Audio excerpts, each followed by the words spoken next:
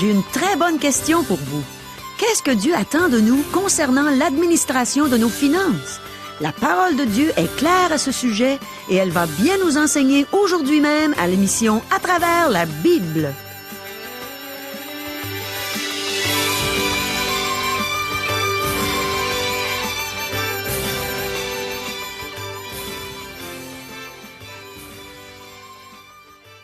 Chers auditeurs, pour en savoir davantage sur le contenu de cette émission, vous pouvez contacter en tout temps Radio Espoir via Internet à www.radioespoir.ca ou par téléphone, sans frais, au 1-877-l'Espoir, 1-877-537-7647. Bonjour, ici Caro. On va parler de nos finances aujourd'hui. On peut voir que la Bible couvre tous les sujets. Voici nos questions. Est-ce que Christ contrôle tous les événements? Est-ce qu'un chrétien doit prendre ses responsabilités financières? Avons-nous une responsabilité financière envers notre famille et envers notre Église? Devons-nous payer nos taxes? Quelle est notre responsabilité financière envers Dieu? Faut-il connaître la Bible pour qu'elle nous guide? Pourquoi nous faut-il un sauveur? De quelle manière est-ce que nos œuvres peuvent avoir de la valeur selon Dieu? Le pasteur Jean Joly a la Bible en main. Il est prêt à nous donner ce bon enseignement qui vient de la parole de Dieu. Mais premièrement, demandons à Dieu qu'il nous aide à bien saisir le sens de sa parole. Prions. Oui, Seigneur, on a besoin de toi, que tu nous aides à comprendre le sens de ce que tu vas nous enseigner aujourd'hui. Dispose nos cœurs, notre intelligence, tout notre être, et fais pénétrer ta parole en nous, et qu'on puisse porter tous les fruits que tu désires qu'on porte pour toi. Amen. À toi, Régent. Merci, Caro. Chers amis, à partir de ce 12e chapitre de l'Évangile selon Marc, Jésus ne fait plus de miracles. Nous avons toujours dit que l'Évangile de Marc est un livre d'action qui contient beaucoup de miracles. Il semble que l'action ralentit, mais en fait, c'est le calme avant la tempête. Bientôt, ce n'est pas l'action qui manquera.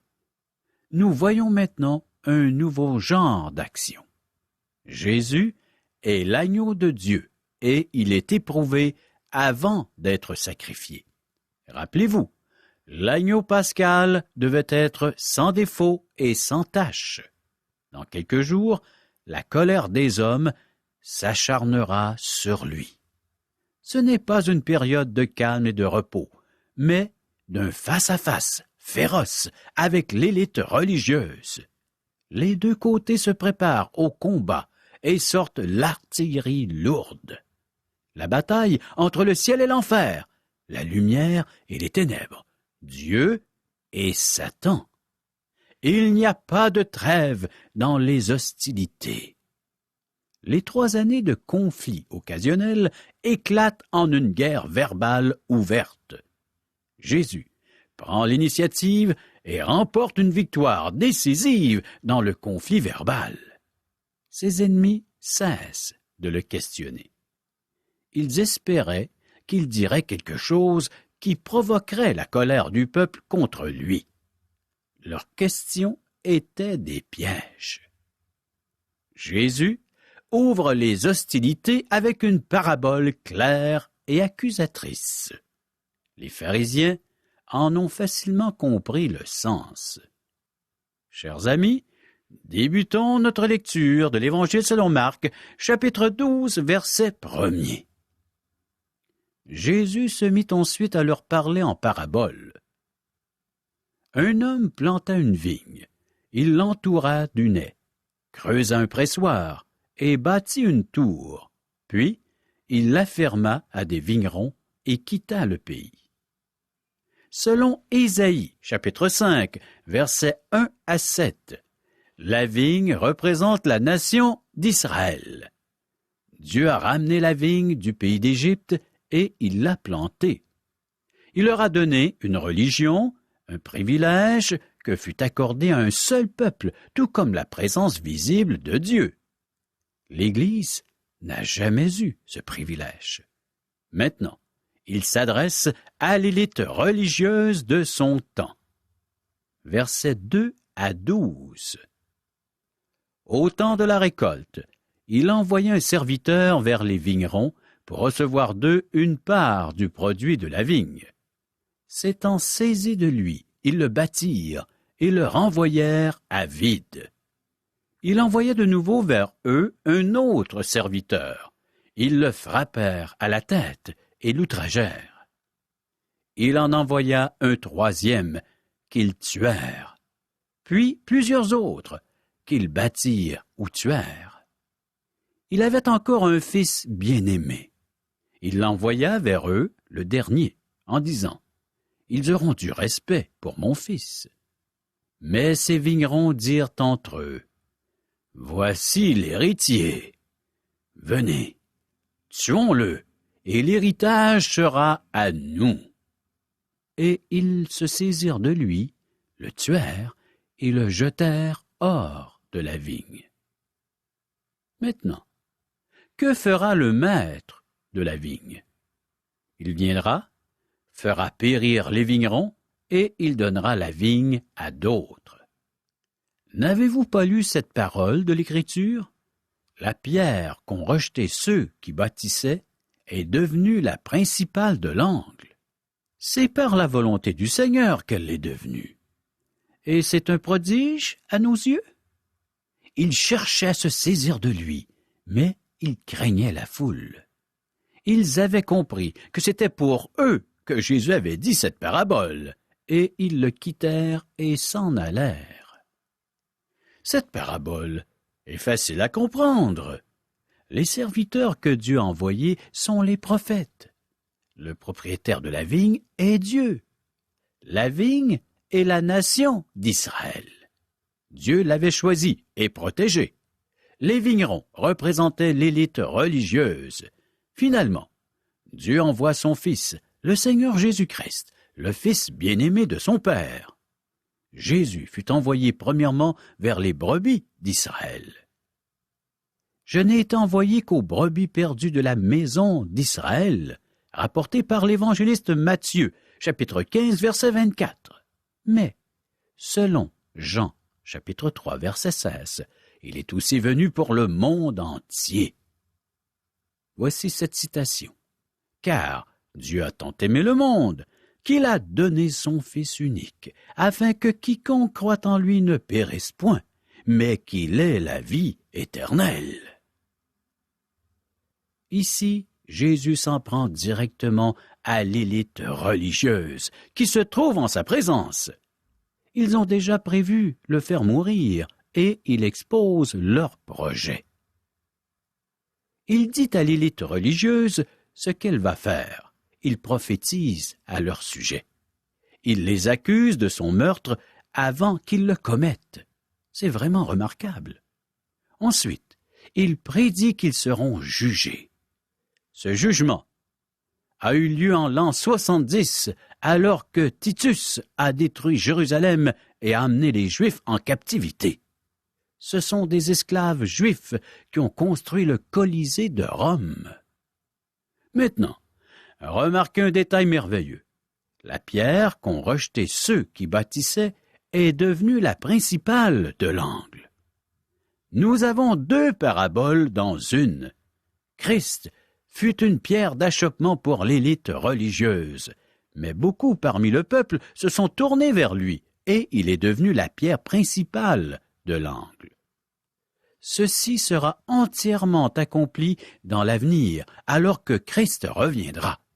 Le prophète Zacharie, chapitre 4, verset 7, annonce « Qui es-tu, grande montagne, devant Zorobabel?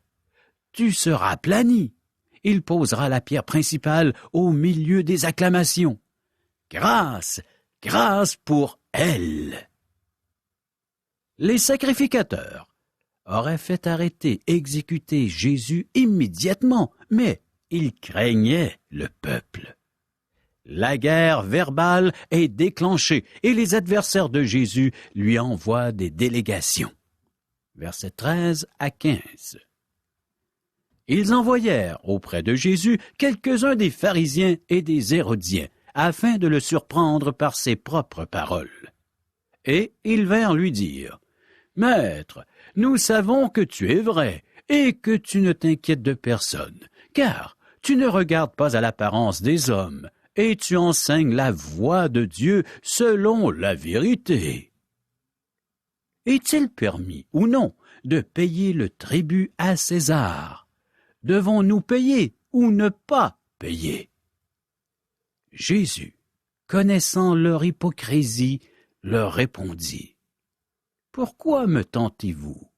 Apportez-moi un denier afin que je le voie. » La question est un véritable piège. Ils flattent Jésus, mais celui-ci perçoit leur hypocrisie. Il ne reçoit pas leur flatterie. Versets 16 et 17. Ils en apportèrent un, et Jésus leur demanda, « De qui porte-t-il l'effigie et l'inscription? » »« De César, lui répondirent-ils. Alors il leur dit, « Rendez à César ce qui est à César, et à Dieu ce qui est à Dieu. » Et ils furent à son égard dans l'étonnement. Si Jésus avait répondu oui, il l'aurait accusé d'être plus fidèle à César qu'à Moïse et au Messie. S'il avait répondu non, il l'aurait accusé d'insurrection contre Rome. Mais ils furent étonnés de voir la simplicité avec laquelle Christ a évité leur piège. Cette réponse montre que le chrétien a au moins deux responsabilités. Nous devons aider nos parents financièrement. Si vous avez économisé afin de contribuer à un projet d'église, mais que vos parents se trouvent soudainement dans une situation financière précaire, il faut les secourir d'abord. Il nous faut aussi payer des taxes. Nous aimerions que le gouvernement gaspille moins d'argent pour que nous en ayons moins à payer. Mais il nous faut tout de même en payer pour des services légitimes. Nous avons aussi des responsabilités envers notre famille et notre Église. Cependant, toutes ces responsabilités ne nous exemptent pas de celles envers Dieu. Les citoyens du ciel paient des taxes sur terre et les pèlerins sur terre doivent amasser des trésors dans le ciel.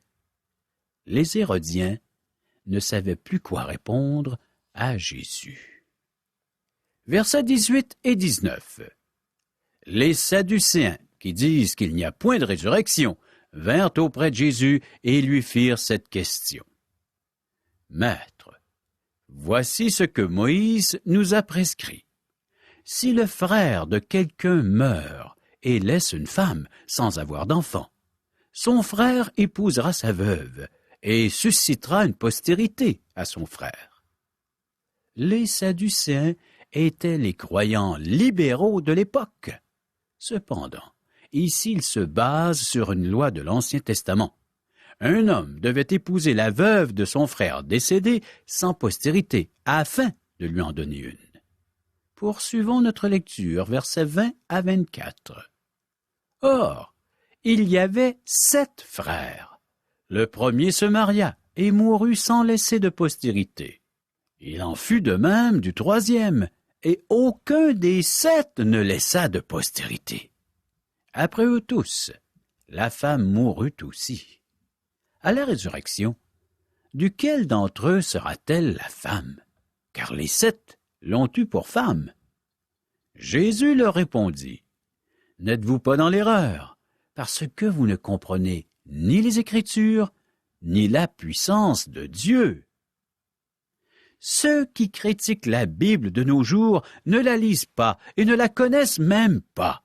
Ils n'ont pas fait l'expérience de la puissance de Dieu dans leur vie.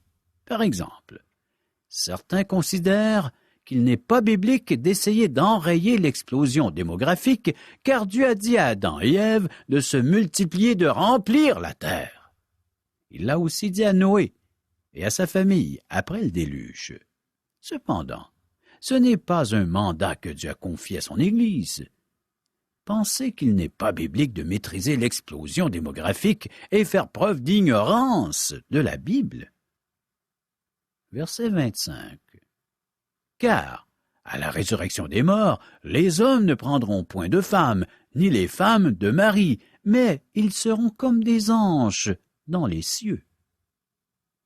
Peut-être allez-vous être avec votre conjoint ou votre conjointe au ciel, mais pas en tant que mari et femme. On n'élèvera pas d'enfants dans le ciel. Versets 26 et 27. Pour ce qui est de la résurrection des morts, n'avez-vous pas lu dans le livre de Moïse ce que Dieu lui dit à propos du buisson? Je suis le Dieu d'Abraham, le Dieu d'Isaac et le Dieu de Jacob. Dieu n'est pas Dieu des morts, mais des vivants.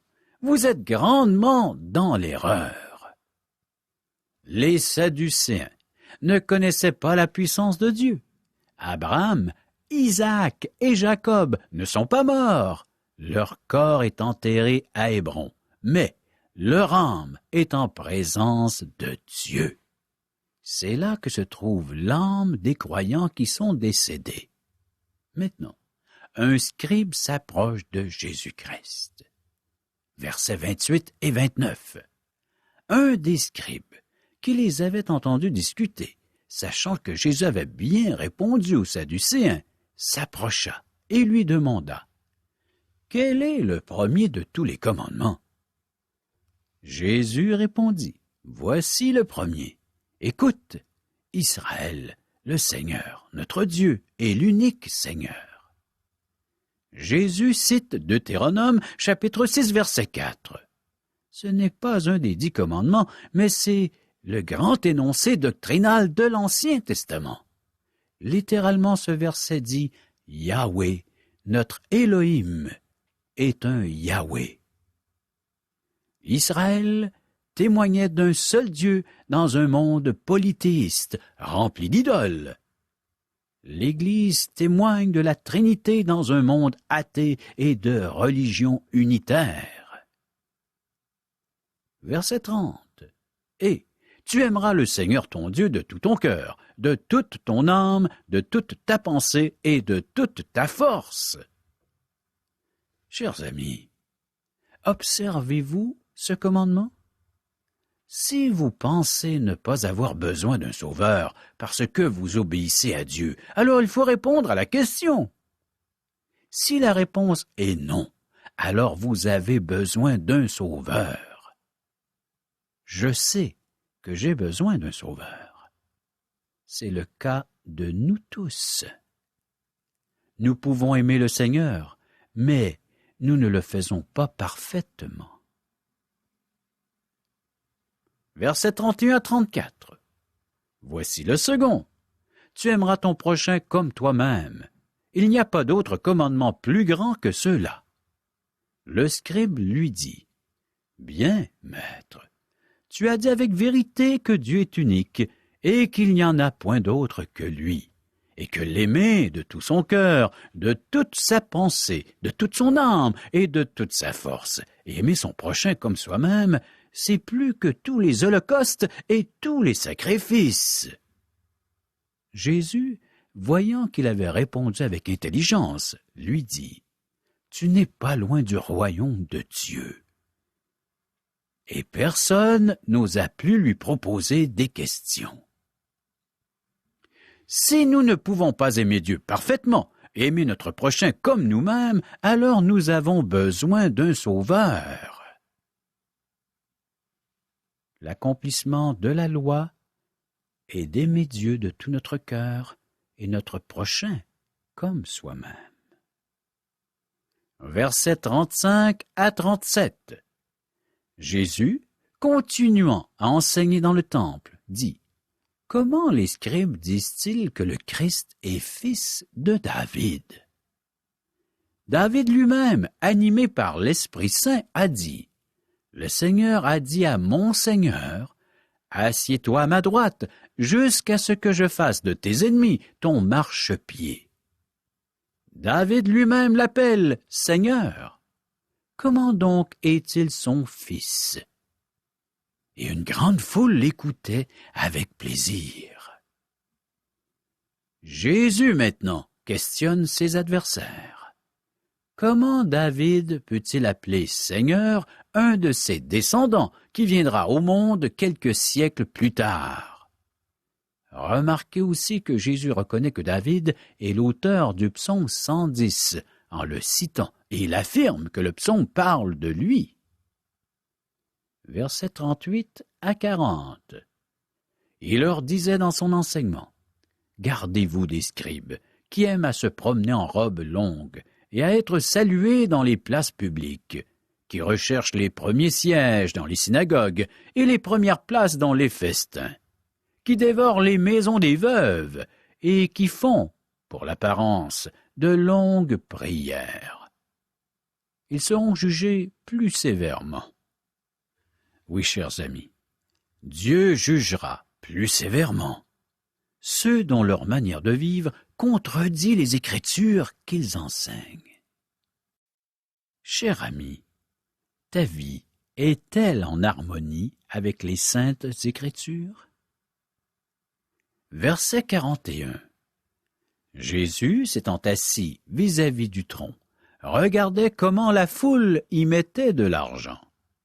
Plusieurs riches mettaient beaucoup. Jésus voit toujours aujourd'hui combien nous contribuons à son œuvre.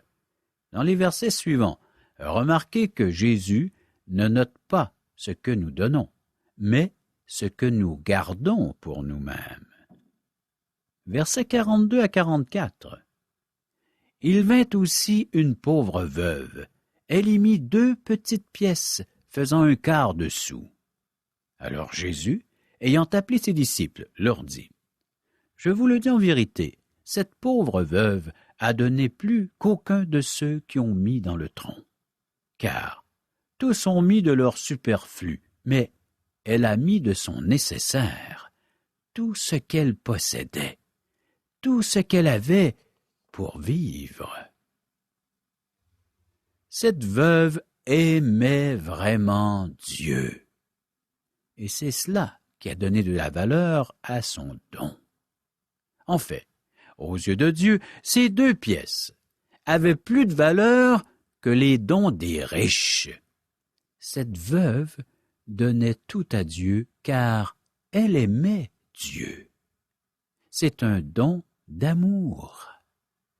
C'est ça, son véritable don. La question à poser n'est pas combien faut-il donner, mais combien est-ce que j'aime Dieu? Si toutes mes pensées sont portées sur un sujet ou une activité, que jour et nuit je réfléchisse à cette chose, ma vie devient centrée sur cela. Je peux donc dire, mon cœur se trouve là où cette chose est. Dieu réclame mon cœur pour que je l'adore, lui, uniquement. Il veut que toutes mes pensées soient portées vers lui et son œuvre, qui nous est décrite comme une valeur inestimable dans la Bible. Si quelque chose prend la place de Dieu, cela s'appelle un idole, un faux Dieu. Et la Bible nous dit qu'on ne peut servir 2 maîtres à la fois, soit que l'on aimera l'un ou que l'on haïra l'autre. Car là où est ton trésor, là aussi sera ton cœur. Citation de Matthieu chapitre 6, verset 21. Cher ami, où sont tes pensées? En Dieu ou en autre chose? Prochaine émission, Marc 13. Merci, Régent. Oh, les finances. Régent nous a enseigné qu'on avait une responsabilité financière envers notre famille, envers notre Église. On a appris qu'il fallait payer nos taxes aussi. La Bible nous enseigne concernant les finances, et c'est pourquoi il ne faut pas être fâché quand nos pasteurs nous enseignent à ce sujet. C'est leur devoir de nous transmettre tout ce qu'enseigne la Bible, même les finances. Je me rappelle quand j'allais à l'école, j'avais probablement environ 9 ou 10 ans. Une des matières que j'aimais, c'était l'histoire sainte. Et une des histoires qui m'ont le plus marqué, c'était celle dont Régent a parlé aujourd'hui, l'histoire de la pauvre veuve qui a donné 2 petites pièces qui faisait seulement un quart de sou dans le tronc à l'église. Plusieurs riches avaient donné beaucoup, mais Jésus a dit qu'elle avait donné plus qu'aucun d'eux, parce qu'elle avait mis de son nécessaire, tout ce qu'elle possédait, tout ce qu'elle avait pour vivre, alors que les riches n'avaient mis que leur superflu. Quel bel exemple pour nous. Récemment, quelqu'un me disait qu'il ne pouvait pas contribuer à une œuvre qu'il avait pourtant à cœur, parce qu'il n'avait pas les moyens de donner suffisamment pour que ça vaille la peine. Et il m'est venu à la pensée de lui dire que même s'il pouvait donner juste $1 par semaine, ça suffirait pour faire une différence, puisque c'était réellement tout ce qu'il était capable de donner. Et si plusieurs faisaient ça, ça ferait un bon montant, en bout de ligne, pour que l'œuvre à laquelle on avait contribué puisse s'accomplir. Dieu voit ce qu'on donne. Il sait si c'est de notre superflu ou de notre nécessaire. Puis il va y avoir des récompenses pour nous dans le ciel. Alors donnons avec joie. Dieu aime celui qui donne avec joie. Et quand on va arriver au jour des récompenses dans le royaume de Dieu, on va avoir des belles surprises. Nous, on se rappellera peut-être pas de ce qu'on a donné, mais Dieu va s'en rappeler, puis il va nous récompenser. Dieu ne nous a pas donné de son superflu. Il a donné celui qui lui était le plus cher. Il a donné son Fils unique pour nous sauver, pour payer la dette de nos péchés et nous donner une place dans son royaume pour l'éternité. Mon ami, as-tu reçu ce cadeau de Dieu? De ce Dieu merveilleux et généreux qui a donné son Fils unique, celui qui était le plus cher, celui en qui il avait mis toute son affection.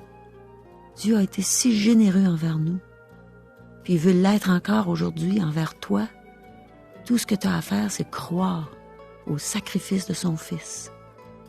Puis il va te donner le ciel pour ta foi. Imagine-toi une petite foi, mais placée au bon endroit, et tu peux avoir le ciel pour l'éternité. Réalises-tu qu'on mérite tous l'enfer à cause de nos péchés? Moi, la première, j'étais une grande pécheresse. Dieu m'a tout pardonné dans sa grâce, et il me donnait ce cadeau de la vie éternelle. C'est à toi qui veux le donner en ce moment. Entends-tu dans ton cœur, entends-tu Dieu qui parle à ton cœur? Il dit, je veux faire ma demeure chez toi. Voici, je me tiens à la porte et je frappe. Si tu entends ma voix, si tu ouvres la porte, j'entrerai chez toi, je souperai avec toi et toi avec moi. Invite-le à faire sa demeure chez toi. Chers amis, les gens nous posent souvent cette question, Caro. Qui sommes-nous? Mais qui es-tu, Régent? Qui es-tu, Caro? Non, mais quand même, nous allons répondre à la question. J'aimerais que tu expliques à nos auditeurs qui tu es. Moi, je pourrais peut-être leur expliquer, mais toi, tu le sais encore plus. Tu connais tout ton vécu. Tout d'abord, j'ai fait des études en carrière radiophonique et j'ai exercé ce métier pendant de nombreuses années. Plus d'une décennie. Oui. Ensuite, j'ai eu un appel divin, l'appel de Dieu, d'aller étudier sa parole.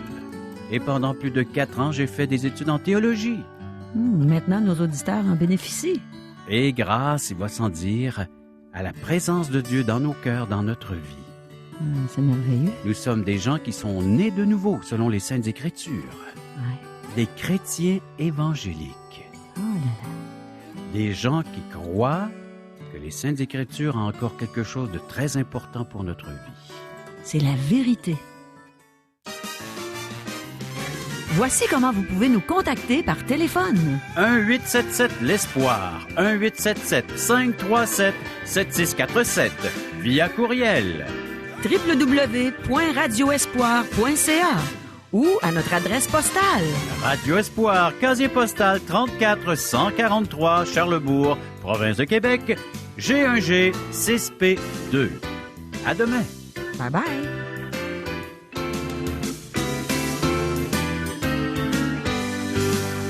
Cette émission vous a été présentée par Radio Espoir.